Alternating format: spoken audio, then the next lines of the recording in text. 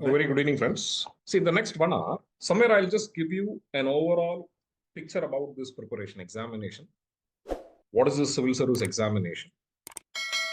What one should prepare or somewhere equip themselves to qualify this examination.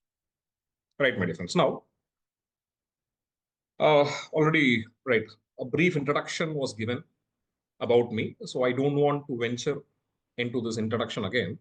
I'll directly get into this civil service aspect as such. Now, my dear friends, you know that UPSC is conducting many examinations. Among the many examinations, civil service examination happened to be the most prestigious examination. Right now, we write this one examination, my difference. One examination, nearly we get into 26 different services as such. Right? See, year on year, the number of services will change. Sometimes I'll get only 24 services. Sometimes the number of called services will be 25, sometimes 26, whatever it is the case. Right? Now, obviously, I understand. Among them, say, for example, only few service happens to be that top-notch service. What we call it as a most preferred service, right? Obviously, I understand it will be IAS, IFS, IPS. Sometimes I also go for what? IRS, right? Apart from that, say, for example, I do agree that we do have plenty of other services as such, right? Even say, for example, this IRTS, Indian Railway Traffic Service, Account Service, etc. Today it is renamed as IRMS. You call them as what? Indian Railway Management Service as such. Okay, now whatever it is the case. One examination, depending upon your ranking, depending upon your gradations, right, where exactly you stand, the service will be allotted. Okay, right. Now here, when I just talk about the civil service examination, my dear friends, right? Sometimes we say this is mother of all competitive examination. See, to tell you very frankly, one statistic says that this civil service examination happens to be the second most toughest examination in the entire world. I'm not talking about India. One of the statistics says it is second most toughest in the entire world as such. So undoubtedly, this examinations happen to be the most toughest examination in India, undoubtedly. See, why I'm saying this examination is very, very tough in the sense, it is all because of what? The success ratio. For example, if I ask you, every year, my dear friends, it is 1 million plus candidate will be applying for this examination. Appearing will be different, applying will be different, right? Say, for example, 12 to 13 lakh students will be applying for this examination. Only about, say, for example, 50 to 55% of the candidates will be writing this examination, right? So applying will be 12 to 13 lakhs. How much will be appearing for this examination? Only half of it. Somewhere around 6 to 7 lakh students will be appearing for this examination. Okay, whatever it is the case, somewhere, if I'm asking you, what is the success ratio, right? Okay, for simplicity, if I say every year I'll be having somewhere around 1,000 vacancies, right? Somewhere around 1,000 vacancies. Even this year, it was 989 approximately. Assume that every year I had 1,000 plus vacancies, all service put together. Okay. Out of this 1,000 vacancies, for simplicity, let me take that, say, for example, 1 million plus students or approximately 1 million students applying for this examination. So if I just calculate the ratio, and today if you ask me what will be the success rate, the success rate is only 0.1%. Only 0.1%. What is the meaning? Meaning is very simple. For every 1,000 candidate who write this examination, only one candidate or one student or one aspirant will be selected eventually. That's what this calculation says, right? Even if I say, okay, it is out of the number of people appearing for this examination, I would say, out of every 600 to 700 candidates who write this examination, only one candidate will get selected in this examination. Okay. Now, that is the reason somewhere I'm just telling this examination is very tough. But now comes the question, right? Should I actually prepare for this toughest examination? Or is this examination, this process is really tough if you ask me? Sometimes I would say that this examination is very democratic. Many real life examples, if I just take it, it always gives me a feeling that civil service examination can be qualified from, or the students coming from any walks of life. The finest example, see, last year, you would have seen a very beautiful movie, right? This movie was completely based upon a real life exam, right? Manoj Kumar Sharma, now he's a serving IPS officer in Maharashtra. Somewhere you know that, say, for example, the name of the movie you call this 12th Fail. We understood that, say, for example, Manoj Kumar Sharma came from one of the most remotest regions in India. He came from Chambal Valley region. Chambal Valley region is known for dacoits. Right? If you ask me where exactly Pulan Devi came from, she came from Chambal Valley. Where exactly Pan Singh Tomar came from, he also came from Chambal Valley. These are infamous examples. But one thing we know, Chambal Valley is one of the most backward regions in India. Somewhere I understand, say, for example, no economic activity is generally not possible. But even from those regions, if at all, if a student who have not cleared his class 12th examination, the very first attempt, if he can clear this examination, right? Somewhere I feel that anybody can clear this examination. But of course, I understand you need one of the greatest, say, for example, the motivation, and your aim should be very pure and your aim should be focused. Obviously, I understand just because I have an aim, I cannot qualify this examination. I have to work for the same. Okay, right, my friends. Now I'll get into the subject matter, right? We'll concentrate only on the civil service examination conducted by UPSC. UPSC is that agency which conducts examination for all Group 1 posts under the central government, right? UPSC conducts many examinations. UPSC will be conducting exams like CAPF examination, Central Armed Police Forces. We'll be conducting examinations for economic service, engineering service, medical service. We'll be conducting exams like NDA and CDS examinations, right? If you want to enter into armed forces, right, we'll be conducting the CDS or CST, sorry, CDS examination, right? Plenty of examination it conducts. Among the various examination, what is being conducted by Union Public Service Commission, the most prestigious exam, we call it as Civil Service Exam, right? Civil Service Exam. See, you enter any department, any service offered by the Civil Service Examination. For example, you enter or you become an IAS officer at the age of before 25. I assume that 23, 24, you become an IAS officer. Eventually, you will rise till the level of Chief Secretary. Sometimes at the central level, you can go up to the rank of Cabinet Secretary, which is regarded as the topmost service among them. You get into IPS at the same age, you retire as a teacher.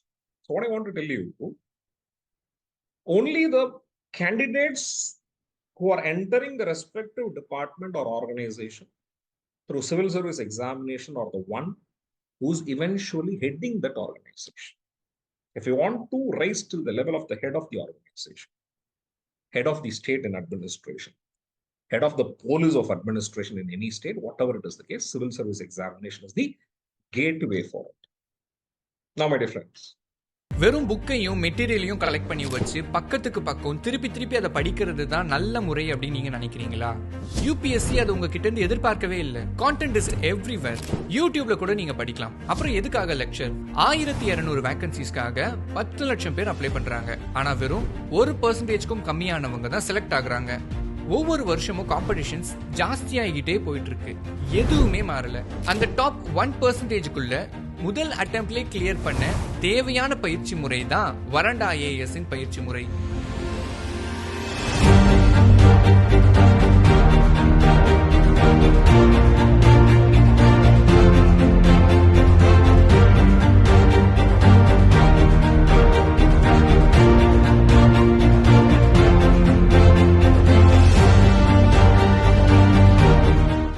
Talking about this most prestigious examination, as I already said, one examination, only few of these services I have just listed it out, right? Including this Indian Information Service, Indian Audit and Account Service, right? Only few I have listed it. Okay. But apart from this, as I said, you have plenty of services. Now comes the question, okay, everything is fine. What is the scheme of this examination? How many stages I have in this examination? And let me tell you, my dear friends, this examination, when I just talk about the complete process of this examination, the time temporal limit is nearly 1 year. Right? What I'm just telling you, from the day of preliminary examination till the result, approximately it is 11 months. It is 11 months, right?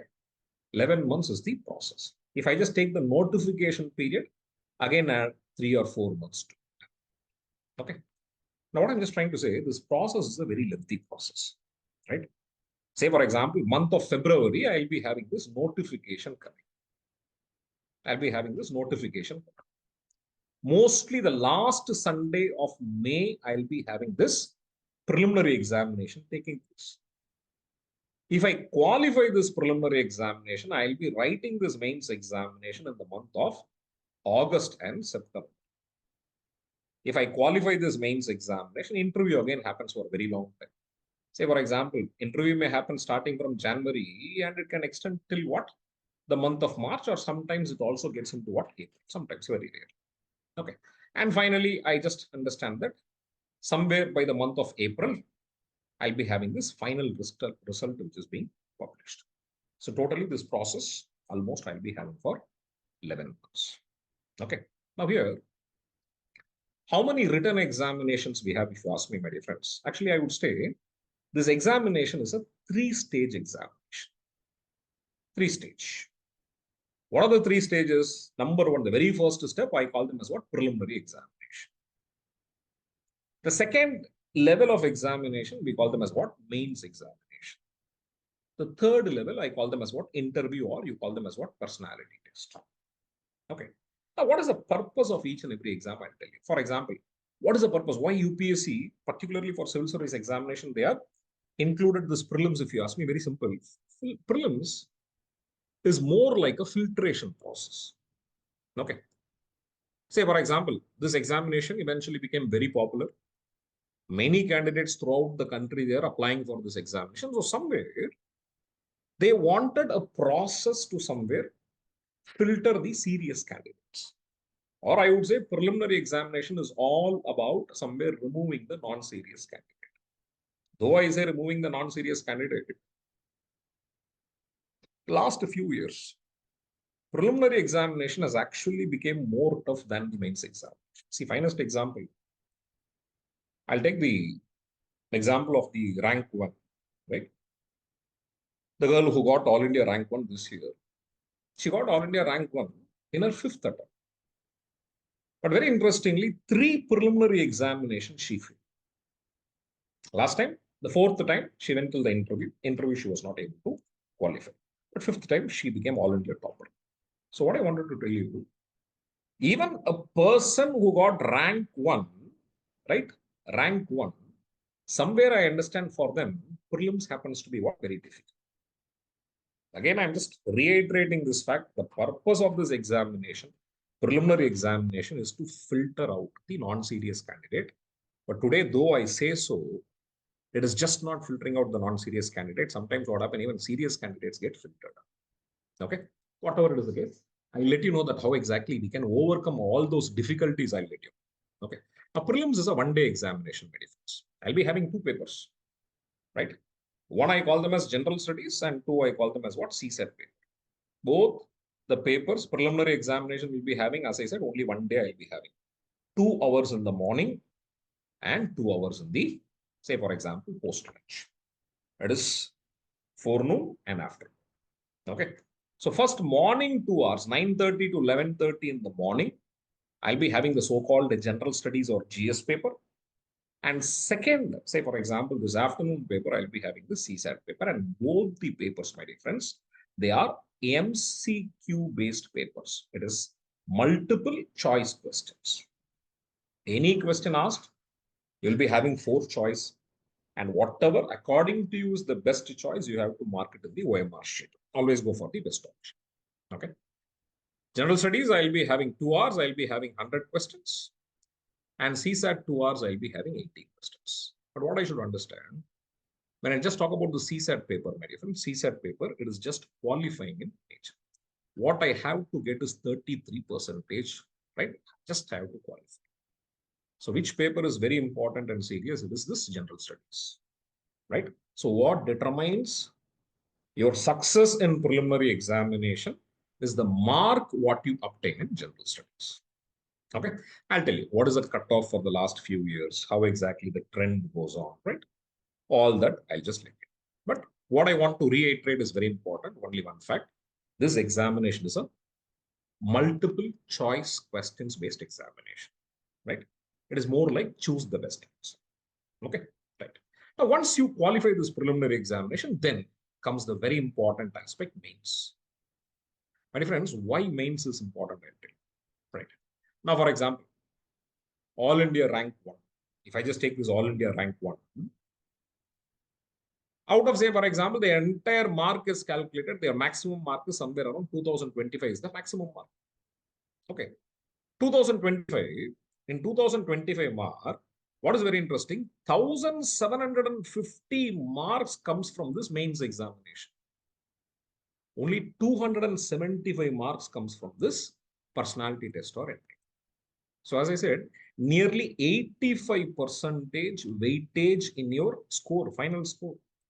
What is going to determine your ranking? What is going to somewhere determine that what exactly is the service you're getting and which cadre you're somewhere getting, right? What exactly determines that, if you ask me, 85%, nearly 85% of the weightage comes from mains examination.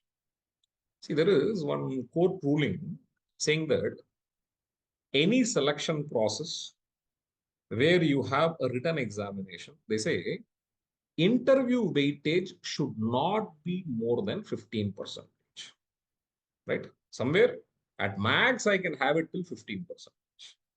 So only written examination, I can have till what? 85%. This is how the ratio goes.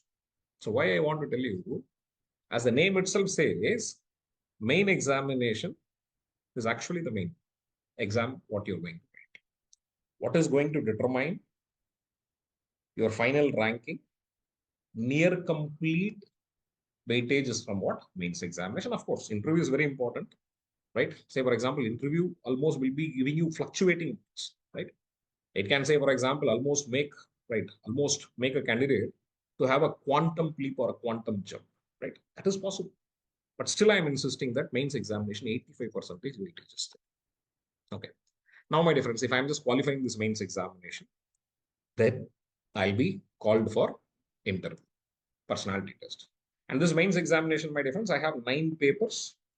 Out of these 9 papers, 2 papers are qualifying in nature. All this, what papers and everything, I'll just give you an idea. Okay, don't worry about it. Okay, so 2 papers are qualified. So one, English is compulsory. English is compulsory, and you have to write one language paper. And when I say language paper, any of the language that is given in the Constitution, right? 8th schedule of the Constitution, totally 22 languages are, right?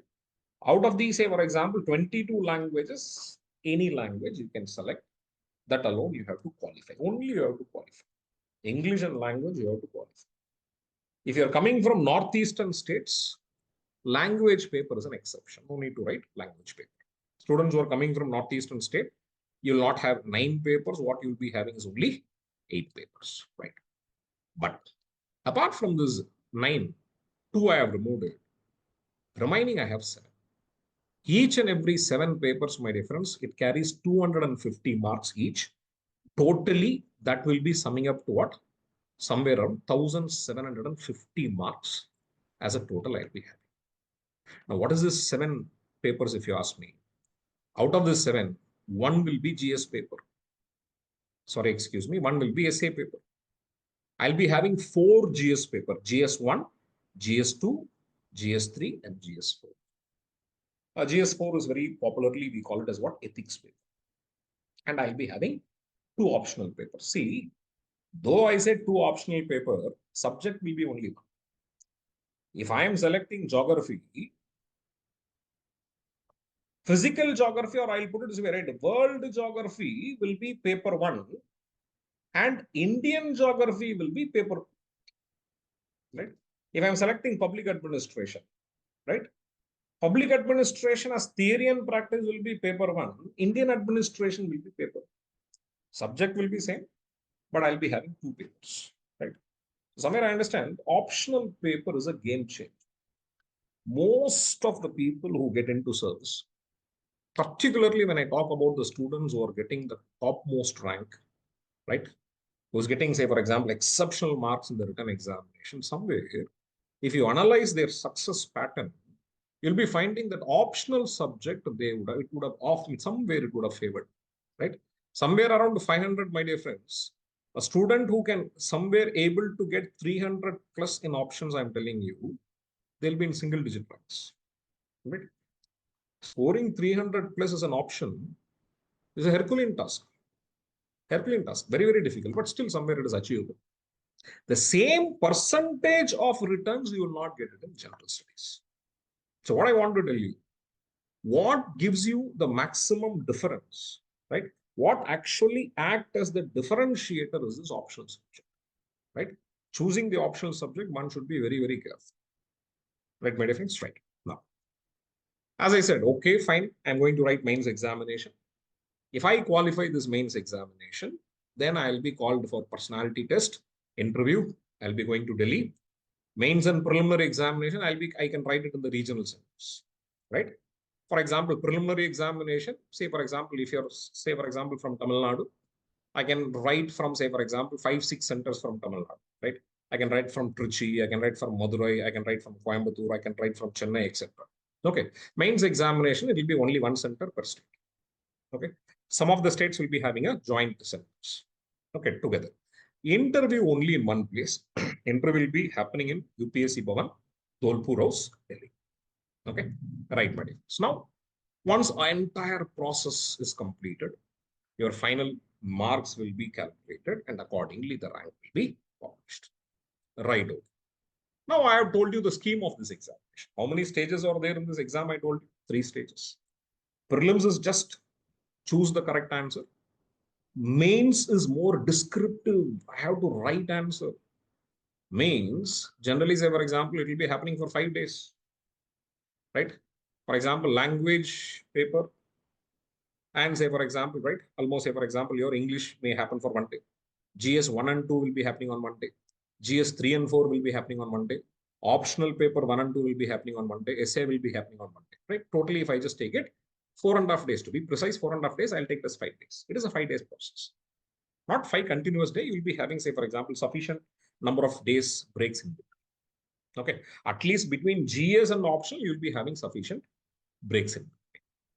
Right, my dear friends. Right? Now, I told you the scheme of this examination. How many stages? Yes. Now, what is very important? Any competitive examination, you take it, every competitive examination will be having a syllabus. Now, for example, when I just talk about the syllabus, preliminary examination, the paper called as general studies. What is the syllabus? To be very precise, I have 7 broad areas, or I have 7 broad subjects. 7 subjects or as it is given in the syllabus, I am just giving, right? Current events of national and international importance, nothing but current affairs. History of India and Indian national movement, simplified Indian history. Then comes Indian and world geography, again is simplified geography. Indian polity and governance, constitution, political system, panchayat raj, public policy, right, rights issue, etc. Simplified Indian polity. Economic development and economic and social development, sustainable development, poverty, inclusion, demographics, social sector initiative, etc. Simplified economy. General issues on environmental ecology, biodiversity, climate change, right? Simplified. Simply you call it as what? Environment and general science. So I have given you syllabus, how exactly it is written. From the primary source, from the notification, I have just given it, how exactly it is written. But that I can broadly classify as 7 different areas or 7 different subjects. What are the 7 subjects? As I said here, right? History, geography, right? Polity, science, right? To be very precise, in the parlance, I call them as what? General science, economy, environment, current affairs. My friends, these are the 7 broad areas what I have for preliminary examination. From the 7 broad areas, every year I'll be having 100 questions. Each and every questions I'll be having 2 marks. So totally, my total mark will be 200 marks. 200 marks. Now, my dear friends, last year, maybe I would say in last 7-8 years, I would regard that 2024 question paper happened to be the easiest. Questions were directly picked from NCR. There was one book in geography. This book is called as the Fundamentals of Physical Geography. There's one single NCRT, my dear friends, one single NCRT, right? Alone, we had 8 questions. Directly it was taken from NCR, right? Somewhere you can reach the source, line by line, word by word, command, full stop, I can reach the source. If not all for all 8, but somewhere I understand crux from this, right? See, my dear friends, 8 questions from one single book. Somewhere I feel that is magical. Every year it may not happen, but last year it has happened. Whatever it is the case, last year's question paper, we regard that this is one of the easiest paper. Now, why I want to tell you, even the easiest paper, any idea of difference, right? Chat box is open, right? According to you, out of this 200 questions or 200 marks, what I have as a maximum mark, any idea what would have been the cutoff mark for general candidate? See, general and OBC, there is no much difference, right? It is somewhere around 0.6 mark was the difference this year. Okay, whatever it is the case, if I just ask, according to you, what would have been the preliminary examination cutoff mark for general candidate? Any idea? The chat box is open. Somewhere you can give it to me. 97, 85, 90. Okay, nothing wrong, nothing wrong. This is close. 88, to be very precise, let me tell you, right? One of the students has given 88. That is very close, right? To put it very simple, my dear friends, it is 87.98. Right? Even you call it as 88, I'm fair enough. See, 88 mark out of 200 is the cutoff. Let me convert into percentage, 44 percentage. Right? See, that's what I always call it as an irony. What we perceive as one of the most toughest examination, of course it is tough. I'm not denying it. But at least we'll start believing that this is not as tough as it is portrayed. Okay. Only 44%. If I can able to get 44%, I can qualify this preliminary examination. And see the beauty. Most of the subjects, for example, history, these are the 7 areas what we have, 7 broad areas or 7 broad subjects what we have. 7 broad subjects. Okay. Now the biggest question, history, right? Indian history, not even world history. I don't have world history for my preliminary examination. What I have is only Indian history. It says history of India and Indian national movement. That is my syllabus. I'll call it as history. Now, if I have a question, right? Everybody who is there, a student of India, whichever part of this country would have studied, somewhere I understand till class 10th, I would have always studied what history. Extending history in my class 11th and 12th. Some of the states you call them as what? PU, pre-university. Some of the states you call them as what? Inter, right? Intermediate, whatever it is the case, right? Be your PU, be your higher secondary, be your intermediate. Extending history is different. Having my graduation in history is different. But what I'm just telling you, every individual would have studied history, right? In schools. Similarly, if I just ask you geography, right? Again, I understand. Every student who's somewhere applying for this examination would have studied geography in a school or in her school, right? Now comes the polity. How about polity? Have I ever studied this polity? If you ask me, answer is yes. My dear friends, history and geography, generally understand, some of the boards, we call these subjects put together as what? Social science. Okay, we call it as a social science. Then I have the subject called as social science. Between history and geography, I'll be having a third hidden subject called as what? Civics. And most of the, say for example, almost, the things what I have studied in civics, if you ask me, it is the provisions of what? Polity. See, in civics, you also study about society. I'm not denying the fact. But somewhere, I would have studied the very basic framework of Indian polity. right? What exactly is Indian Constitution? What do you mean by preamble? What do you mean by fundamental rights? What do you mean by fundamental duties, etc.? Am I right? Some of that already in schools I would have studied. So what I want to tell you, already in my school, I would have completely studied the syllabus demand of my history. I would have studied completely the syllabus demand of geography. If not the entire polity, the basic of polity, I would have studied in school. And comes science. What is science? Your physics, chemistry, and biology put together is science. Again, you would have studied in one schools, right? Now, my dear friends, environment. Then comes another question, environment, right? Again, I have a question. Did I study about environment in my school? Answer is yes. See, from class 6 to 10, I call this subject as social science, right? Before, say, for example, going, say, for example, till class 5 also, right? I'm just getting back to the schools, right? If I'm there in class 5, till class 5, the subject is called as EVS. Most of the board, it is called as EVS. EVS means environmental study. Expansion of the same, I have the name of what? Right?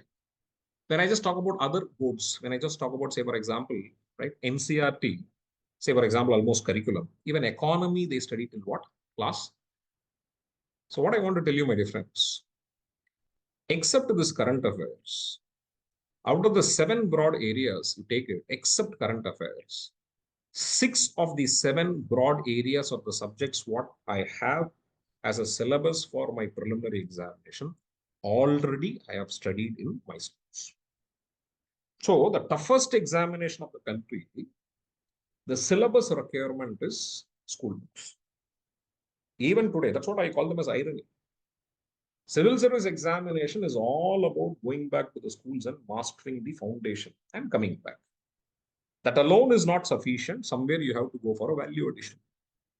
Knowledge component is very important. Similarly, converting the knowledge into marks is equally important.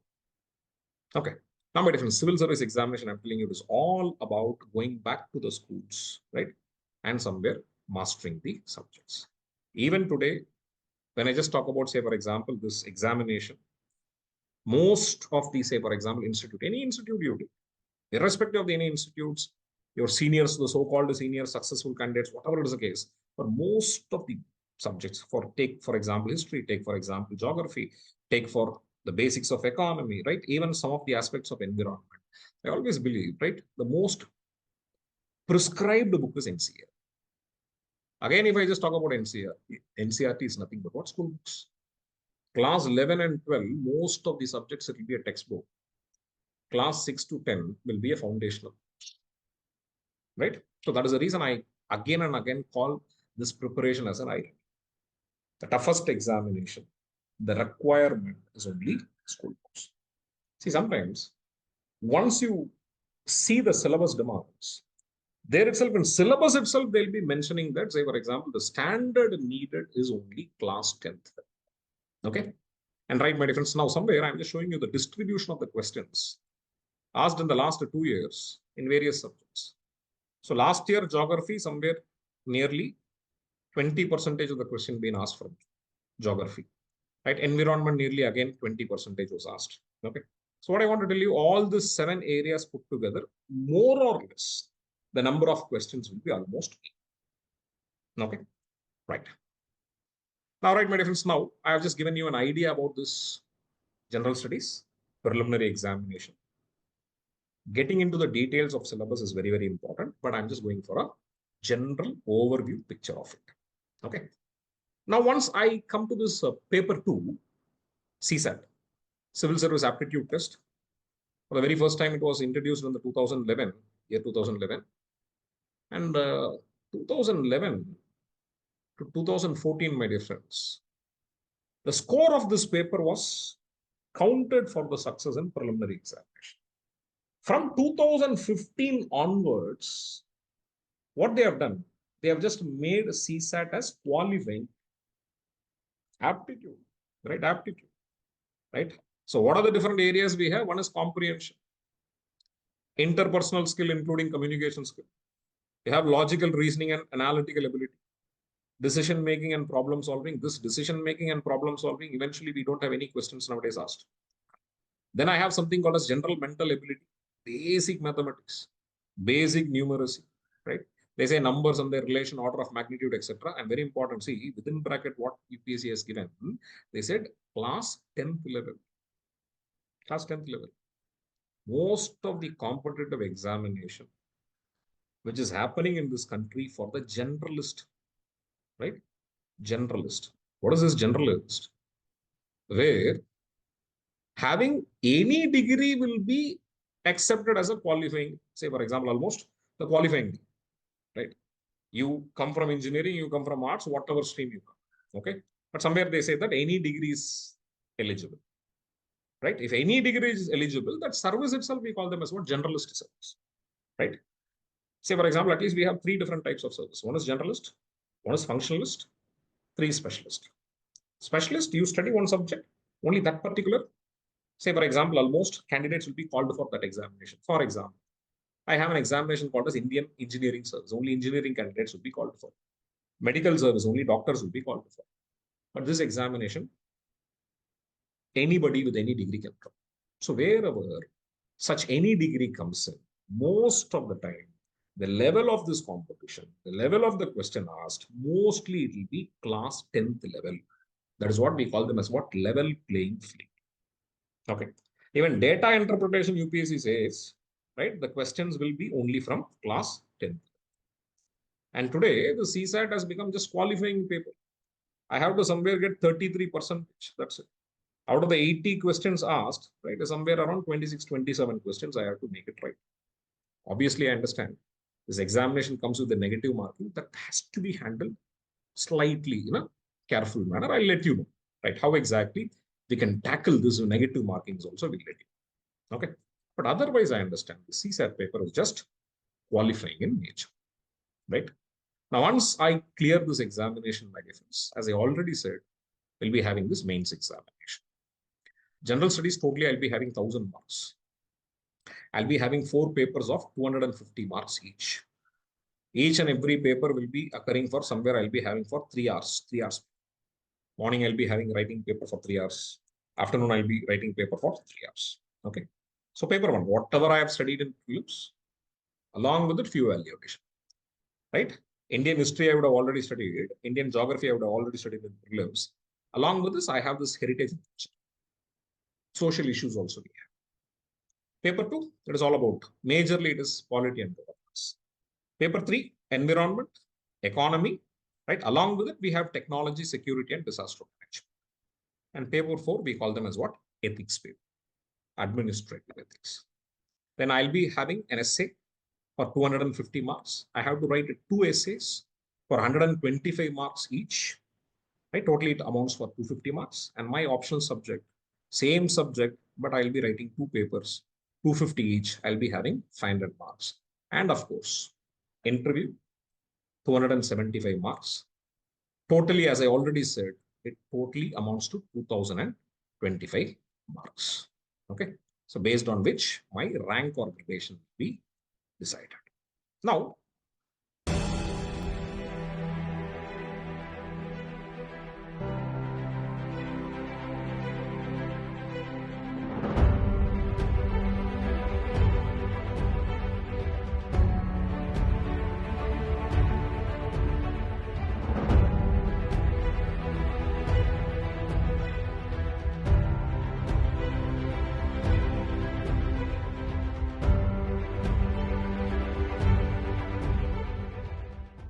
fine, okay. I have just given you, right, the scheme of this examination. Mains examination syllabus, I have not given it in a detailed fashion because mains examination, the syllabus runs into pages. Always I feel, preliminary examination, only I have 7 sentences of syllabus. Mains examination, I have 7 pages of syllabus. Okay, we'll come to that later. Whatever it is the case, my friends, everybody says, for clearing preliminary examination, more than hard work, what is needed is what? Smart work. Everybody says, right? Number of hours, say for example, assume that a student is sitting and preparing, almost studying 18 hours a day, versus a person who studies only 8 hours a day, right? Quantity of hours is different, but quality of hours will be different.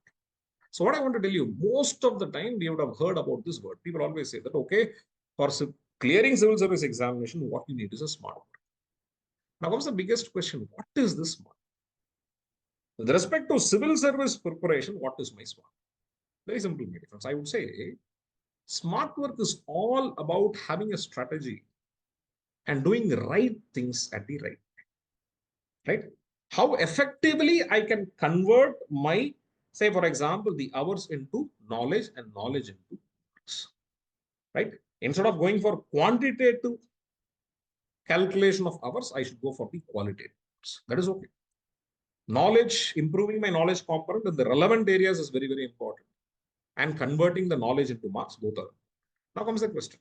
When I say smart work is all about devising a strategy. This examination, I would say, yes, knowledge is inevitable.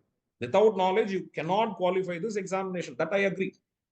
But only with the knowledge also, you cannot qualify this examination. You should devise a strategy. In this strategy, acquiring knowledge is also part of the strategy. Now, what is this smart work is all about, my dear friends? I would say, right? This, I'm just summing up. I'm just summing it up.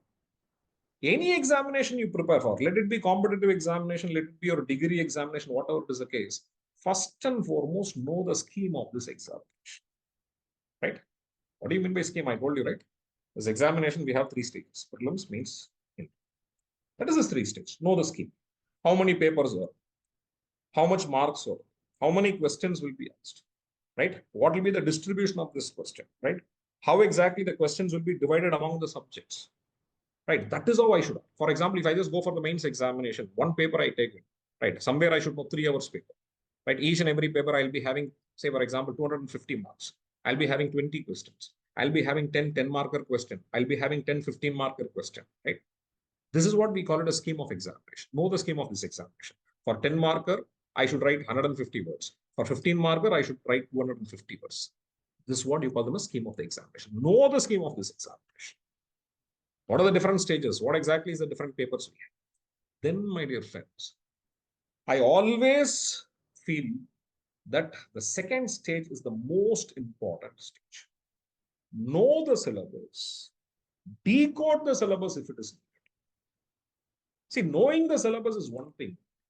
And I am using this word called as decoding of the syllabus. So what is this decoding? Trying to somewhere figure out the gray areas. See, generally people say, for civil service examination, question can fall from the sky. No, not at all. I strongly believe for civil service examination, questions may not come outside the syllabus. Syllabus is so well defined, and each and every question of any year you take it, always I'll be finding the relevance of the syllabus, right? If at all, if I claim that this question is out of syllabus, it means my understanding of the syllabus is not correct. That is the reason I say, if the syllabus is not well defined, if at all, if you find gray areas, try to throw light in this gray areas. That's what I call them as decoding.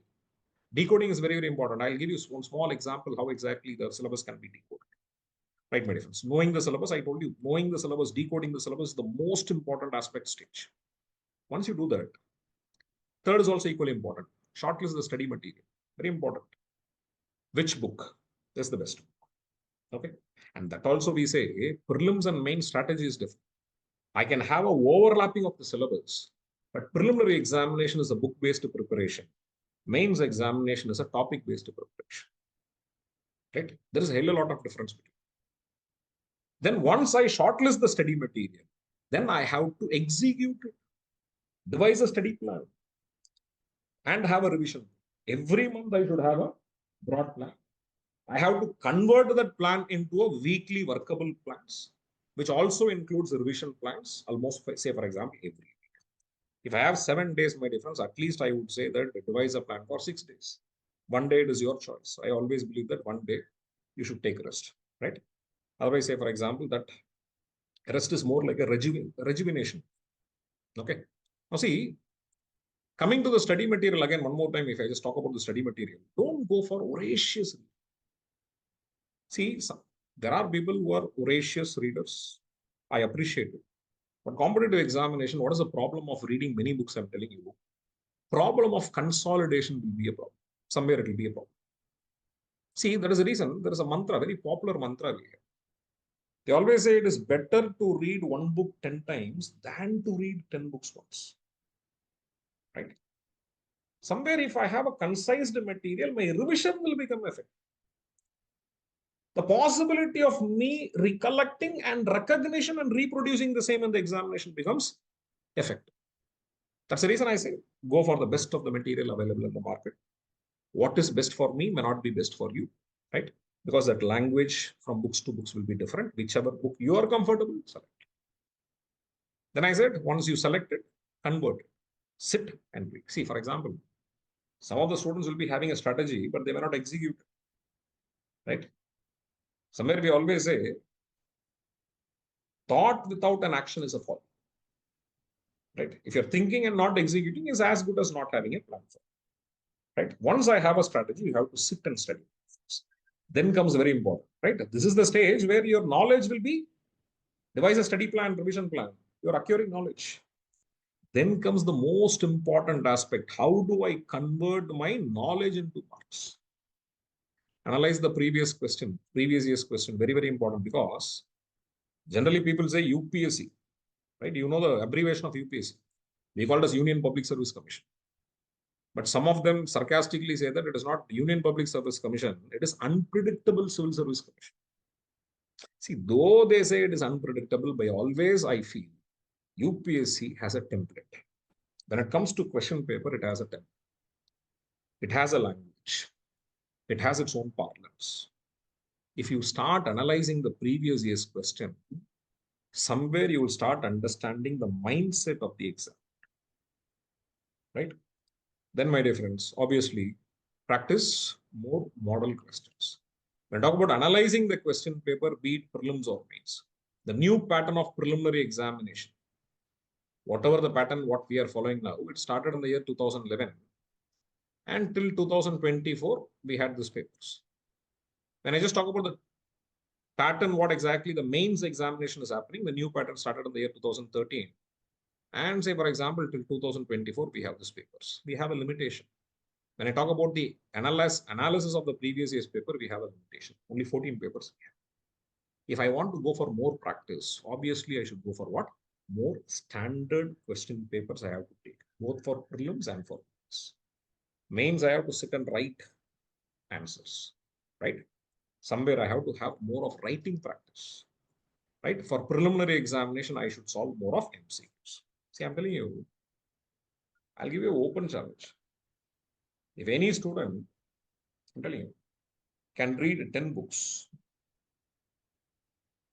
10 times, along with this, if he is able to solve somewhere around 100 question papers, right? 10 books 10 times. See, 10 books, just for the sake, let me not somewhere select a book which is of not use. I'm talking about the best of the material available, right? Without naming it, I'm saying 10 books, 10 times if I can read it. If I can practice 100 question paper, right?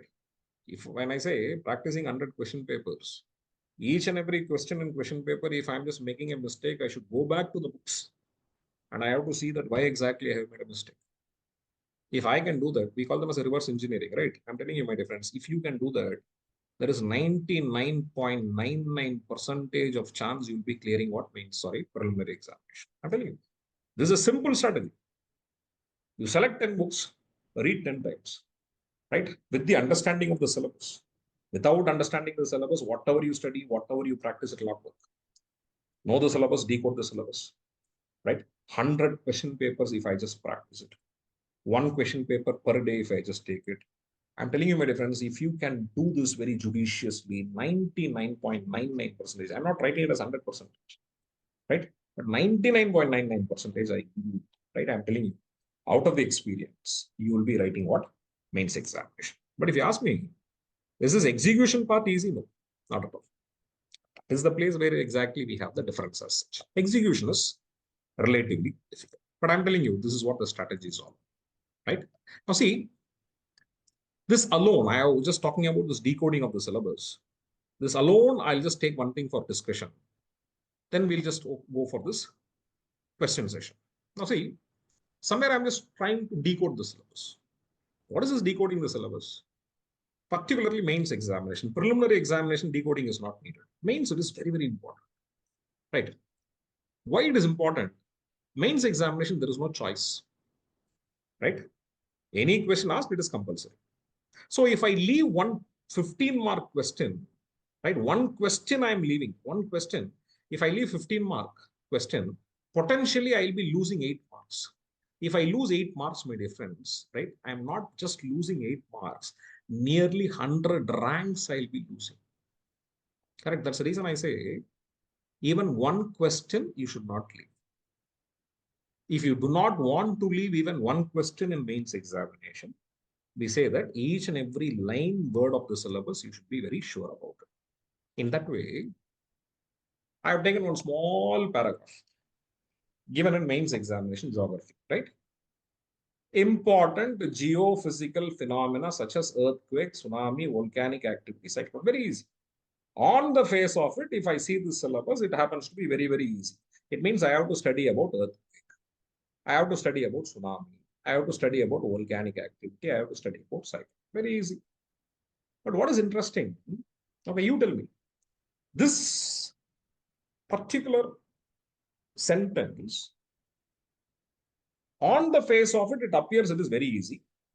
I have only, say, for example, only 4 explicit topic that is given in this particular sentence, right? But I have one word which is making my preparation a bit complex here. Can you identify this word? One word is making almost somewhere, say, for example, possessing more challenge for me. Yes, very good, fantastic. Right, Santo, good, very good. You got the word, very good. You got the word. Most of you got it, my friends. I am talking about this word except. See, last 6 years, this particular sentence of syllabus, we had 5 questions. We had 5 questions, right? 5 questions. Or to be very precise, not 5 questions, sorry, 6 questions we had. Out of the 6 questions, 5 questions they just asked from the single word called as what? Except. Only once they asked about tsunami, right? Otherwise, they don't talk about earthquake, they don't talk about tsunami. Last year, they talked about volcanic activity, right? But otherwise, I understand my difference. Nearly 5 questions, 6 years, 5 questions just came from this word except. That is the reason I say, now comes the question, right? If at all, if a question is being asked in this word, etc., generally what we'll say that, okay, UPSC, you are asking questions which is outside the syllabus. But let me tell you my difference. Nothing is outside the syllabus. It is all my understanding what makes within and outside the syllabus as such. Why I'm telling you? See, etc. Now comes the question. What are the topics that can be asked under this word etc.? Sometimes we say any question can be. Yeah, coming back to this decoding, right? Somewhere I need your participation also. So I told you last 6 years, they asked 5 questions only from this topic called as what? Etc. Now see, the only question is that, what are the questions that can be asked from this word, etc.? Now, if that is the case, my difference, this is what I call them as what? Decoding. What is decoding? Trying to somewhere figure out, right, the possible topics which is not explicitly mentioned. Trying to figure out the hidden topics of the syllabus is what I call them as what? Decoding. Etc. is one place. Okay. Now, see, I have to somewhere bring more topics under this word, etc. If that is the case, what I'm just doing it, I'm trying to find some commonality. Because see, etc. is given within the same sentence. It means whatever is common to earthquake, tsunami, volcanic activity, cyclone, that should be common to etc. also. If that is the case, you tell me my difference, right? Earthquake, tsunami, volcanic activity, cyclone. What is common among them? Very good. Disaster. Okay. You say it is disaster. Natural disaster is the most very important. Okay, fine. Destructive to us. Okay. Very good. Most of you have given me. So I am taking this word called as natural disaster or natural disaster. So if that is the case, what I understand my difference. Whatever, say, for example, right? Somewhere, whatever comes under this natural disaster, right? Whichever natural disaster is not mentioned in my explicit topic, right? Can be the other possible topics I can include under this, etc. Now, if that is the case, you yourself can help me out. According to you, what are the other natural disasters which is not mentioned here, I can take it. Or make it very simple. The natural disasters which is not mentioned here can be the possible topics which can be asked under this, etc. What are the other natural disasters I can bring in? Very good. Tectonic activity, earthquake. Tectonic activity results in earthquake. Tectonic activity results in volcanic activity. Landslide, very good. Sharon, very good. Heat waves, fantastic. Tornado. Tornado is a form of cyclone, right? So cyclones it's given here, right? Cyclones, say for example, to be very precise, intensified temperate cyclones, we call them as what? Tornado. Flood, very good, right? We can bring this flood. Okay. Landslide, drought, very good. Flash floods, very good. Snowslide, it is not called a snowslide, it is called as avalanche, right? Wildfires, what do you call them as? Forest fires? You call them as wildfire, very good. Okay, most of you got it right. Most of you got it right. Happy. My dear friends, soil erosion. Written as solid erosion, but I take it as soil erosion. See, disaster is something sudden. Soil erosion is not sudden. If at all, if I say aggravated soil erosion, I can take in the name of landslide. I can take, say, for example, I can take the name of avalanche, right? If at all, if I'm having this freshly fallen snow having a landslide, I can call them as a avalanche, right? I can call it as a lahar, whatever is the case, melting of glaciers. Cloud burst, very good, fantastic. Yarini, very good. Now see, you got it. Most of you got it. Now, my dear friends, when I just talk about, say, for example, the etc., what you said is perfectly right. When I talk about this etc., I understand this etc. is natural hazards. Those natural hazards which is somewhere given by NDMA, right? Listed by NDMA, if I'm just taking it. National Disaster Management Authority has identified some of the disaster. Okay. Now, for example, there, earthquake is given in my syllabus. I'm not worried about it. Flood, you have given, NDMA has also given. I'm taking it. Landslide, you have also given, NDMA has also given. I'm taking it. Cyclone, there in my syllabus. Tsunami is there in my syllabus. Urban flood.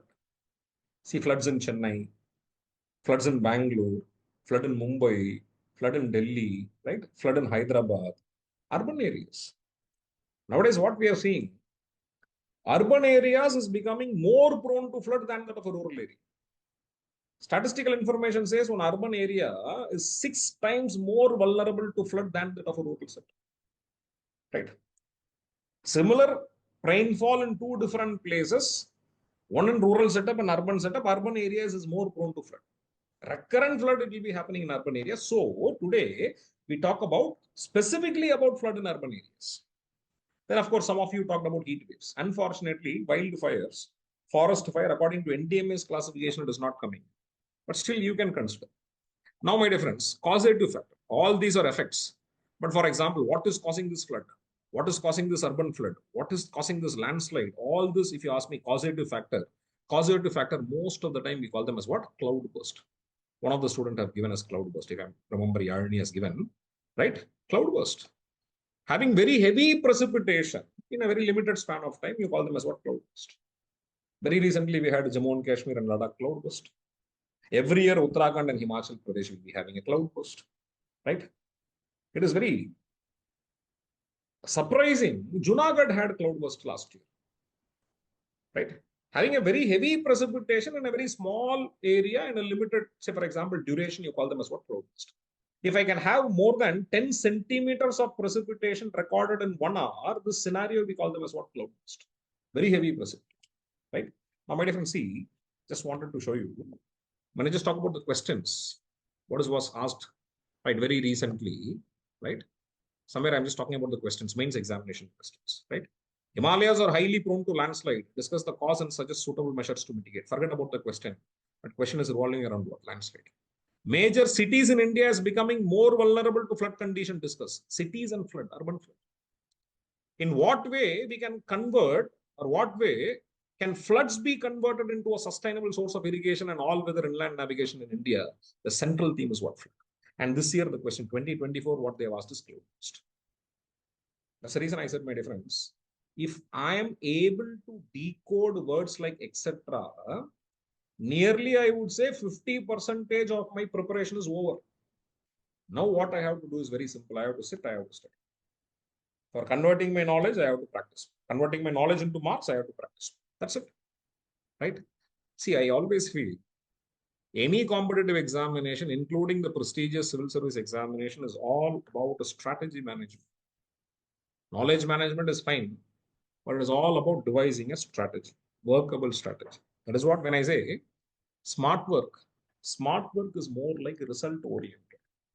Working on the principle that how exactly return on investment will be maximum, right? Minimum time, maximum returns. When I say returns, I am talking about returns.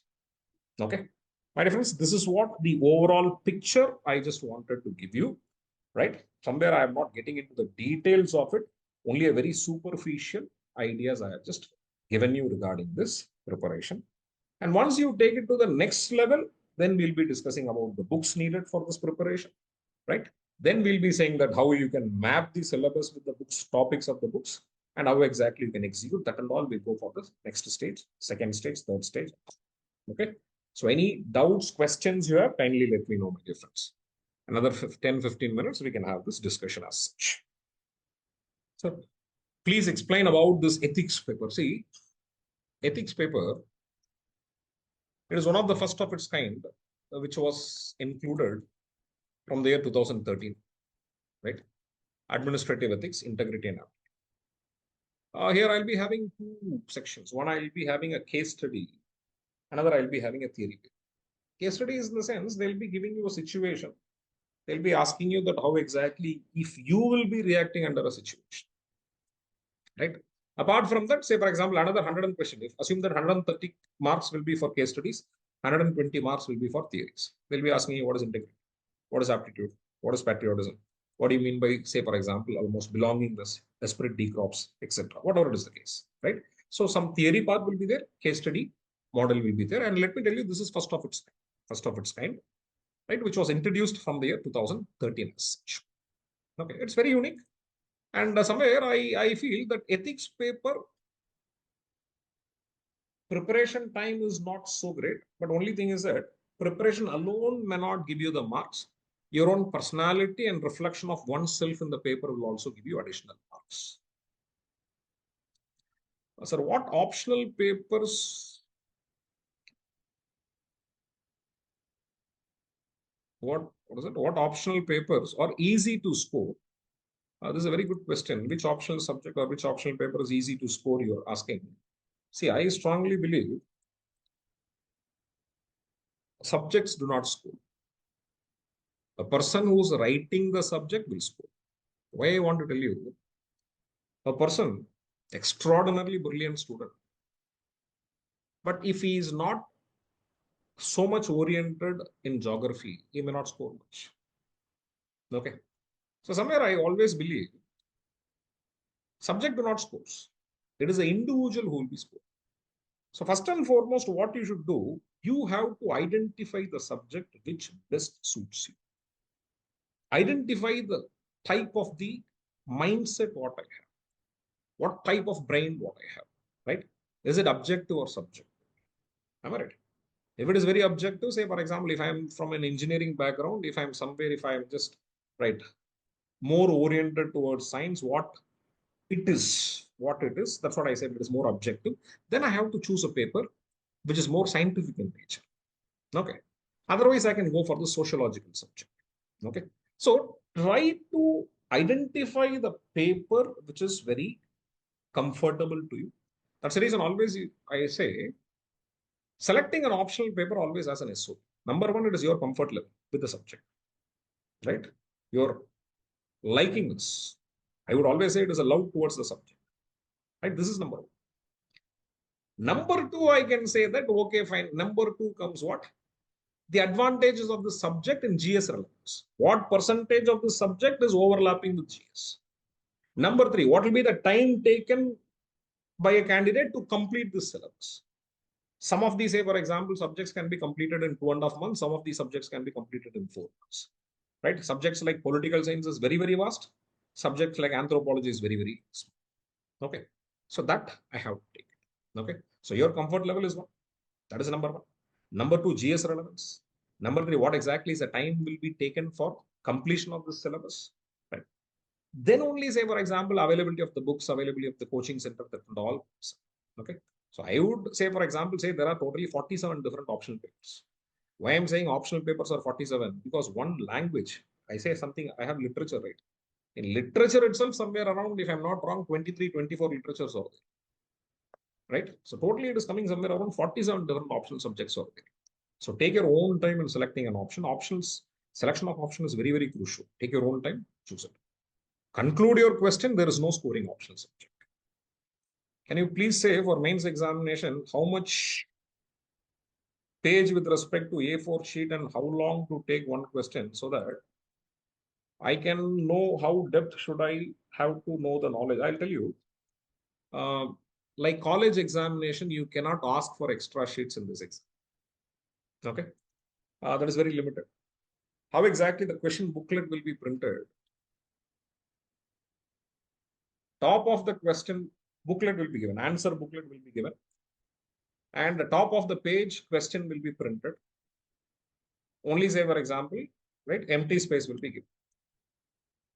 For 150 marks, sorry, 150 words, that is for a 10 mark, 2 pages will be given. Okay. For 250 words, 3 pages will be given.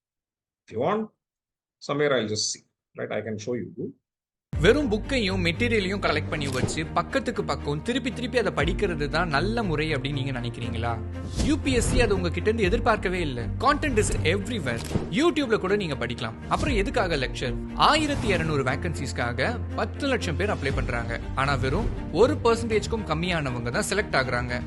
ஒவ்வொரு வருஷமும் competitions ஜாஸ்தியாகிட்டே போயிட்டு இருக்கு. எதுவுமே மாறல. அந்த top 1%க்குள்ள முதல் அட்டெம்ப்ட்லே clear பண்ண தேவையான பயிற்சி முறை தான் வரண்டா ஐஏஎஸ் இன் பயிற்சி முறை.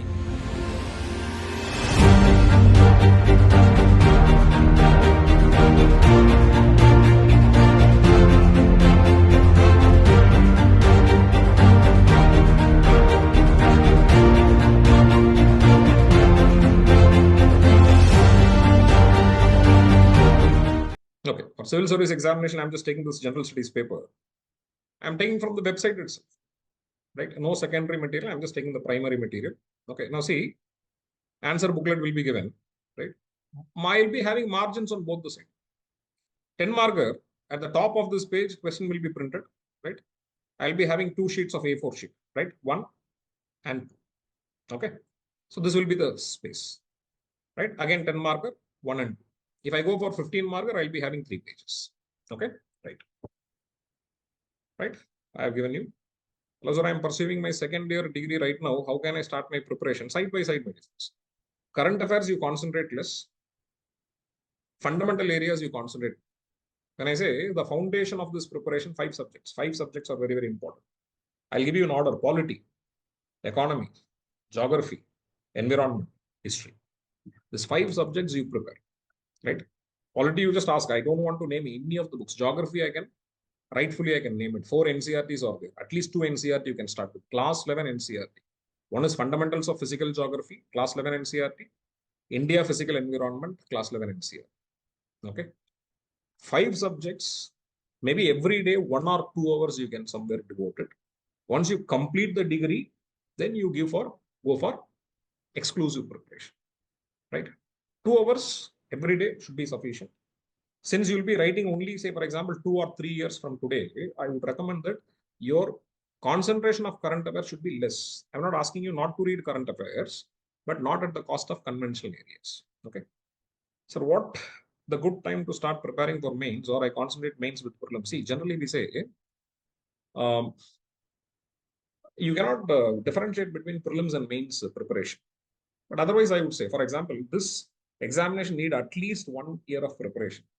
Before you write the examination, 1 year I should start. For example, the next May I'm going to write, assume that I'm starting from this May, right? From this May till, say, for example, November, December, what I have to do, I have to concentrate largely, mostly for mains examination and partly for preliminary examination. Somewhere before this December, I should be able to complete my mains demand. Okay. Then, after, say, for example, December, January, I'll be having a transitional period, right? In the sense, I'll study mains as well as prelims both. From the day of notification, it is only prelims. Why I am telling you? Because the time gap between preliminary examination and mains examination is only 3 months. 3 months will be insufficient to cover the syllabus of mains. So that's the reason we say somewhere 7-8 months before the examination itself, you should somewhere try to complete the mains examination. Okay. From February onwards, it is only prelims. Sir, how to write good essay? Essays are eventual. When I say eventual, for writing an essay, you need a knowledge component. While preparing for general studies, you will be accumulating the knowledge. Essay is all about consolidation and somewhere transferring your thought in a rational and, say, for example, almost precise manner. It is a rationality. Okay. Somewhere, if I'm taking a decision, I'm taking a conclusion, I have to say that in what basis I'm taking a decision. Okay. So essay, I would always say essay is eventual in your preparation. First, develop the knowledge component, then try to transfer the ideas into thoughts and ideas into papers. Sir, how to choose and approach case studies for mains examination? I feel that, say, for example, if a person who's teaching ethics, if he is giving you orientation, that will be better than me giving you that case studies as such, case studies approach. So which subject can we start first in GS so that we can progress with other subjects so simultaneously? See, though I am a faculty of geography, I would say any competitive examination, particularly for civil service examination, start with Indian polity. Right? Start with Indian polity. To be on a safer side, also start with economy. And I'm telling you my difference. If you're strong in polity and economics, you're strong in preparation. Okay. So start with polity. Bavitra. Good evening, sir. I'm 32 now, working also. Okay. I am having some inferior feeling for both the reasons. I am constantly studying, but not in a good stretch. Give me some suggestion for my preparation. See, one of my friends, Rangarajan, he was working with it. He was working. He was a chartered accountant. He was working with ICSA bank. Very first attempt when he was working, he also qualified. He got into IAS. Eventually, he resigned. Whatever is the case, what I want to tell you, working and preparing is a challenge. But somewhere, you can always say, for example, devise a plan accordingly. Right? What I would recommend in the sense, morning 5 to 8 or 4:30 to 7:30, kindly don't miss it. Right? Morning, if a person is studying for 3 hours, it is equivalent to 5 hours of the evening. Okay. Somewhere, morning hours, you can read what to read and all that, say, for example, this weekly plan will have it, devise it. Okay. But somewhere, since you're already 32, nothing wrong in it. Because even I forgot her name, a doctor. Now she got into IAS. Only at the age of 32, she belongs to OBC candidate. Only at the age of 32, she started preparing for this examination. And again, she was a doctor. To be very precise, she was a dentist. The first attempt itself, she qualified. So age should not be a problem. And one more thing, a person who is preparing at the very later stage, somewhere I feel that the seriousness will be better. Because we do not have time to waste, correct? That seriousness will be better. So go by that. Okay. So individually, we'll give you suggestion what subject you can do it. Right? You can say, for example, almost you can select subjects based on the return on investment. You have to practice. And of course, qualitative time should be very, very qualitative. Say, for example, allotment of time is very, very important. And one more thing, leave management. Before preliminary examination, I should have sufficiently 15 to 30 days leave. If not, minimum 15 days leave before preliminary examination, you should have it. Mains examination, again, 15 to 20 days of leave, you should have it. If you can manage the leave, right? Rest of the things, I think somewhere we can manage. Okay, right. Manish, hi sir. If you're aiming for Indian Foreign Service, is it necessary to select political science and international relations as an option? Not necessary. Not necessary. If you're having PSIR, political science and international relations, that will give you an advantage. Understanding the foreign policy, say for example, the bilateral affairs and other things will be better for you than the others. Right? Not necessarily that you should have political science. Right? If you have political science, somewhere I understand answering the questions in interview can be slightly better. And one more thing, let me tell you. I am a great admirer of this option called as Political Science and International Relations, PSIR. Why? Because PSIR is the syllabus is very, very huge, but it covers the larger part of the general studies area. It covers international relations. It covers internal security. It covers polity. It covers disaster management.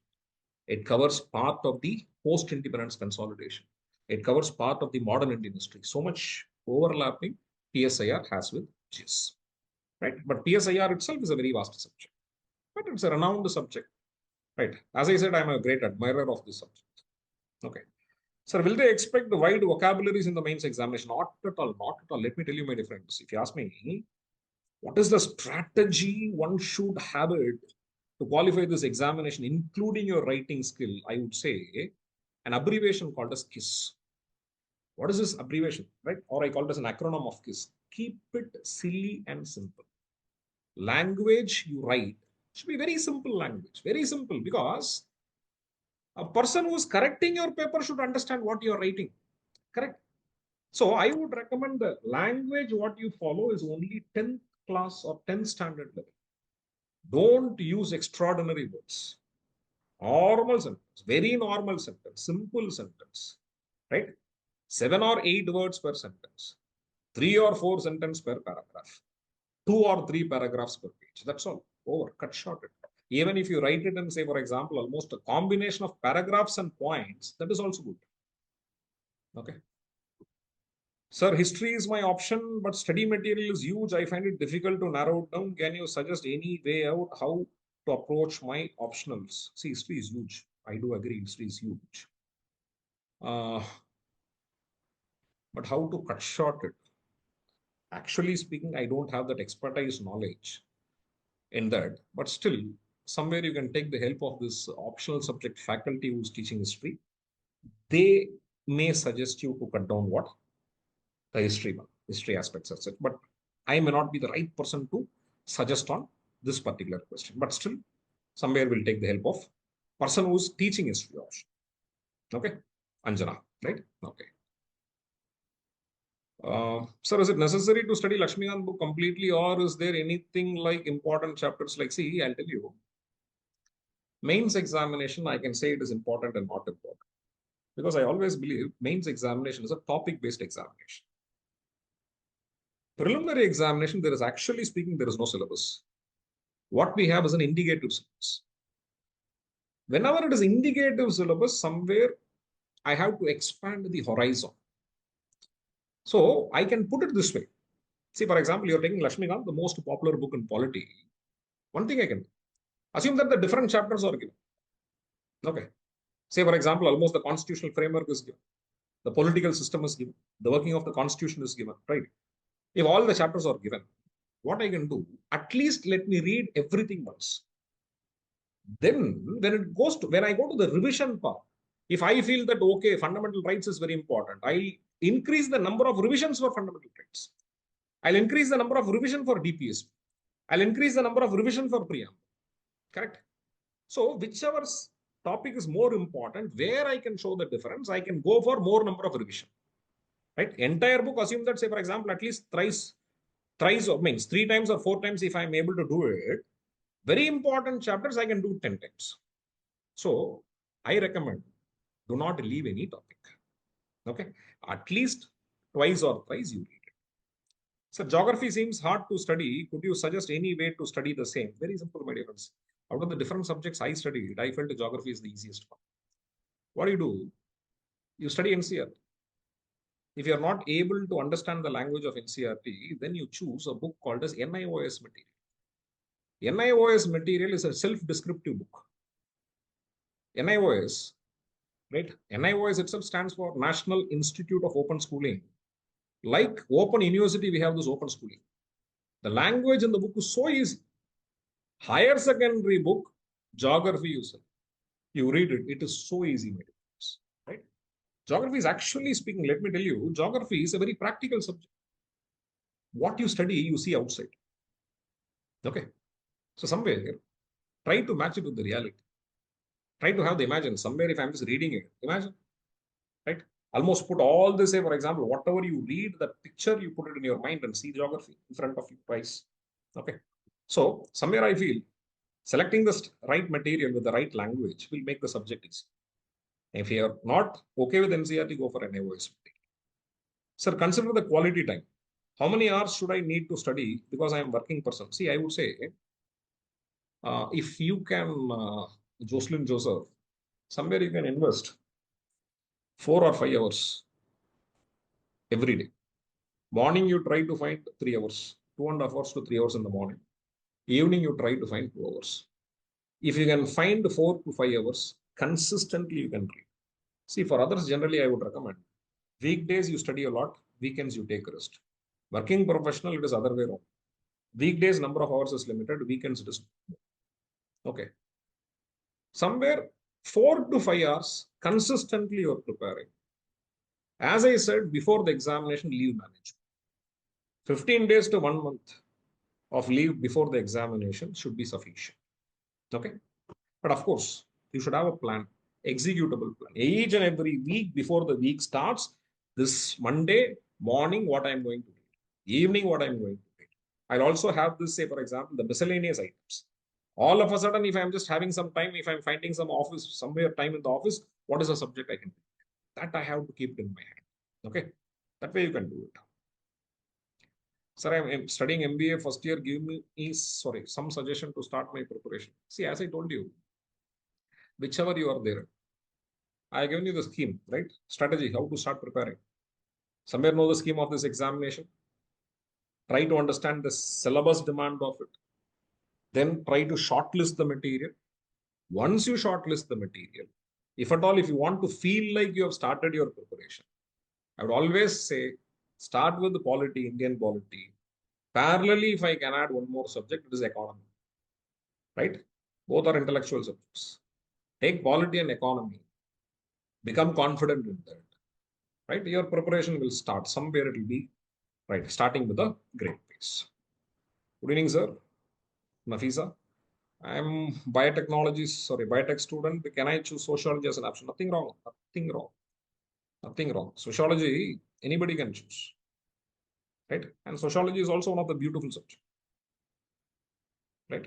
But still, Nafisa, I would also recommend anthropology for you. Why anthropology? See, anthropology generally we feel there is one chapter which is genetic based. Genetics will be there. So since you are biotechnology, right, maybe that one particular chapter you can have an advantage. Anthropology also, then enough, say for example, the syllabus is very small. As I said, 2.5 months, you can effectively complete it. So along with sociology, you also have one more option. Consider one more option. Just have it in your basket. Along with sociology, I'll also consider anthropology. Then you choose the best. Okay. So to write the 2026 exam, from when I have to read newspaper. See, I always say questions, most of the questions, 80% of the current affairs question comes from 10 months. I put as 5 plus 3 plus 2.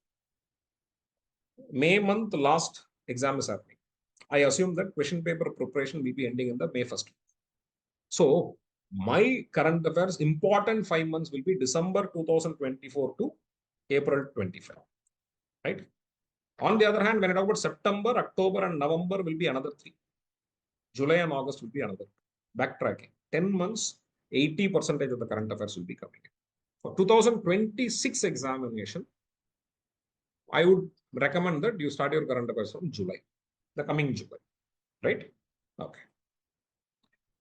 Sir, can you say what are the mistakes to avoid during the preparation? See, there are many mistakes. Okay, I should list it out. Okay.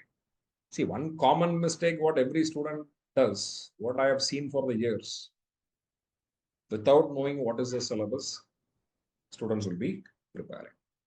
Know the syllabus. Okay. Number 2, do not postpone things. Okay.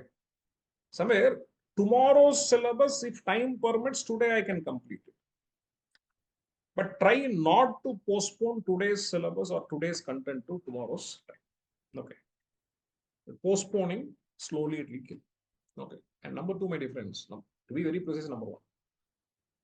See, for example, always try to understand the reality of this examination. Let's not undermine this examination. Why? Because people who have undermined this examination, right, once they start knowing the reality, their motivation level will come. What is the biggest challenge what you will be having in this preparation? I'm telling you, it is all about sustaining your motivation.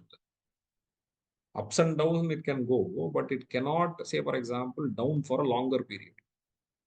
Right? So understand the reality. Right? Do not question yourself. Today, I may not have the ability to qualify this examination, but always I believe that one can build their ability. One can improve their ability. Today, I may not possess that quality to qualify. Somewhere I can improve my qualities and abilities. That you do. Believe in yourself, right? Be deaf to demotivation, right? Somewhere believe in yourself and prepare, right? Know the syllabus and start prepare, right? Without knowing the syllabus, do not. Sir, I'm second year chemistry student. When can I start my preparation and what my optional subject I can choose? The chemistry is also one optional subject, but I do not know how far you will be comfortable in this chemistry, right? Since your chemistry, any option is open to you, any option. See, you can go for geography, you can go for PSIR, you can go for sociology, you can go for anthropology, right? Any subject, even Tamil literature is a very beautiful option. Any literature, right? Since you're a second year student, as I already told to one of the student who's preparing now, she or he is also from second year. So nowadays, you try to give 2 to 3 hours. Slowly and steadily you improve, means increase the number of hours, right? Maybe after the semester holidays, you can invest more time. Okay. Concentrate less on current affairs, more on the conventional area. Okay. Right. Sir, student Kyle Viri's questions are, can I use diagrams and graph in mains examination or only write theory? Both. If the answer to the question demands for a diagram, go for it. If it demands of a graphical representation, go for it. Till 2012, we had statistics. In statistics subject, we had graphs. From 2013 onwards, that was written. But still, right, there is no one way of writing an answer. Correct? One question, I can write 100. Why 100? Right. If I have 1,000 students are writing, it can be 1,000 different answers. I don't have one way of writing an answer. Right? But if the question demands, go for it. Right? See, sometimes nowadays we are seeing toppers. Toppers are using more of diagrams, more of Venn diagrams, more of flowcharts, etc. That also you can practice it. But you analyze your strength and weakness. If diagrams is your strength, go for it. See, I have seen a person who can draw a map of India like map of India. And if at all in the right places, if the question is demanding the picture of India, the map of India, if he or she can able to reproduce the map of India in the paper, I have seen these students are getting extraordinary mark in written exam. If you can do that, practice it. Particularly if a geography optional subject. Paper 2, I have seen some of my students, right, who got extraordinary mark in paper 2 just because of the fact that they are very good in drawing. Okay. For polity, which NCRT should I start with? See, political theory is one. Working of Indian Constitution is one. Right? So 2 NCRTs are there. I think you can somewhere. I can start with this 2 NCRTs. Okay. Sir, how long I take to complete NCRT? That depends my difference. Somewhere I feel basic NCRT. Polity also 2-3 NCRTs are there. Economy we have 2 NCRTs. Geography we have 4 NCRTs. History we have 3 NCRTs. Environment also overlapping NCRTs are there. So somewhere if you're going for NCRT alone, I need somewhere around, it will take somewhere around 6 months. All NCRT to complete it will take 6 months.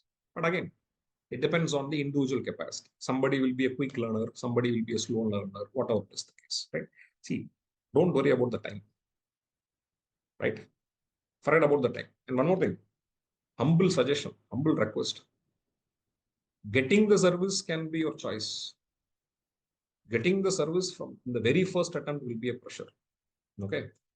We call it as a performance anxiety. So, somewhere if you feel that, okay, I have to get the service in the very first attempt, right? I appreciate it. If you get it, Eventually, that is very good. But somewhere think that you should get service. That's all. Don't add pressure. Enjoy your preparation. Okay. So for NCERT, should I start from class 6 to 10? I would recommend only read class 11 and 12 NCERT. If I'm having difficulty in understanding class 11 and 12, then go to 6. For example, geography, I'm starting with class 11. If I'm having a problem in understanding that, then I'm going back to the 6th book. Then I'm reading till 10th. Then I should come to class 11. If I'm comfortable with class 11 and 12, very good. No need to study from class 6th NCERT. Okay. So my dear friends, I have answered every question, right? Every question, one by one I have taken, I have answered it. If I have not answered your question, you can repost it. Otherwise, I think we have done it. We have done with it. Right, my dear friends, thank you for the patience. Good interacting with you. So wishing you all success in life. Thank you and God bless. Veranda IAS, where your dream becomes reality.